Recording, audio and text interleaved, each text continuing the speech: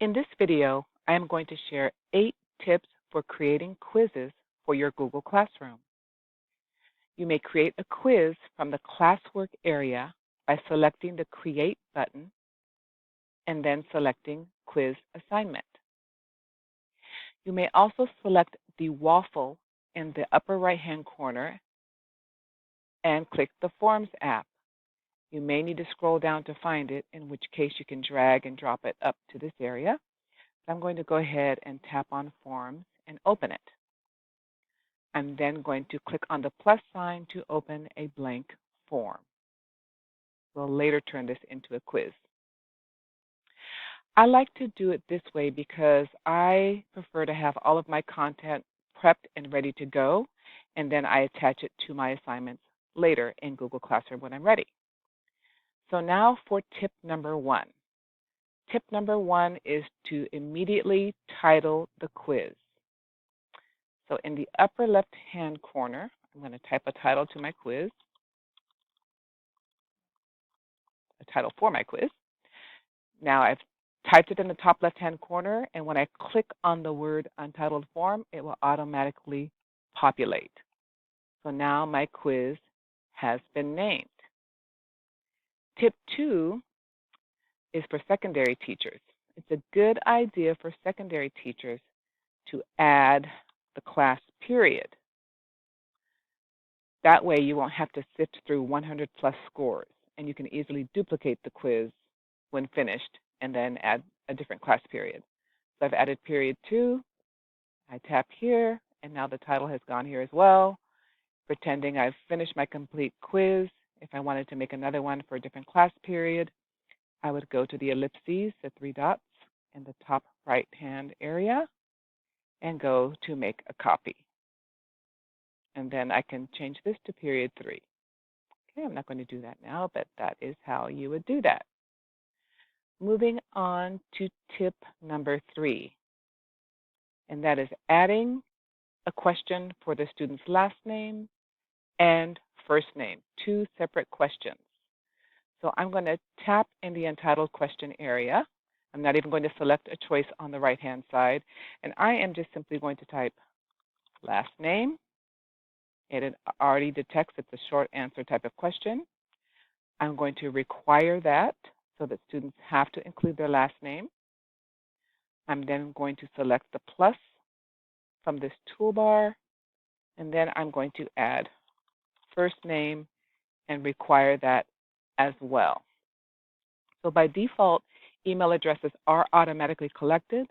However, sometimes responses come back with no email addresses, and teachers have no idea which quiz belongs to which student. So I just avoid that altogether by adding 2 separate questions, and I require them. And it will make it a breeze if you decide to export to a Google Sheet. Then you can sort by last name or first name. Okay, so that's tip number 3. Now we need to actually turn this into a quiz. So in the top right-hand corner, I'm going to click the gear, and then I'm going to click the Quizzes tab, and I'm going to toggle on Make This a Quiz. You can determine these settings. You can have presentation options, but I want to call your attention to the general area. I'm going to disable response receipts, and then I'm going to simply select Save. You may want to also limit to 1 response, but right now I'm just going to select Save. Now for tip number 5. Tip number 5 is number your questions. So I've typed a question. It's going to be multiple choice. And I actually have the quiz open on another page. And I'm just going to copy all of those selections, all of the multiple choice options. And then I'm just going to paste them in there, and they all go in. Boom. Oh, it skipped a line. That's okay. I can just X that out. Here are my choices. I'm going to X out this one as well. Okay. And now that we've enabled the quiz feature by going into settings, I have the option to include the correct answer. So for the answer key, I'm going to select answer key, and then I'm going to select the correct answer, and then I'm going to add another question. And I'm going to copy that as well, number 2, and paste. And let's see how these answer options paste in. Copy. Oops. And now you can't see what I'm doing on the other screen.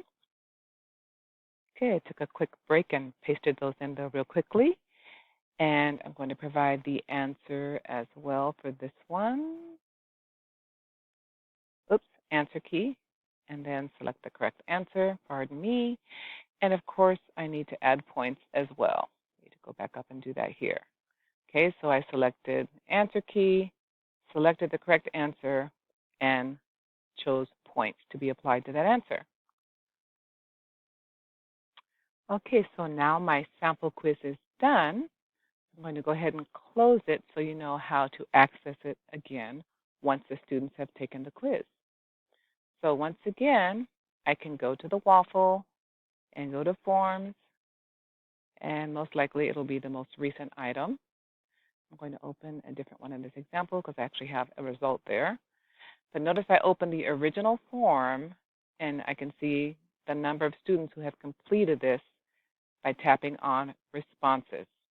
I can view responses by summary, or by question, or by individuals.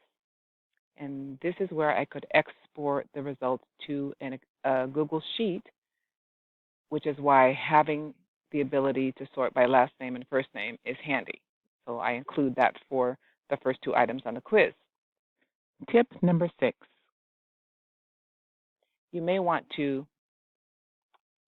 turn that off so that no other students can complete the quiz. Once all answers are in, you can turn it off, so that's kind of a way to have it timed.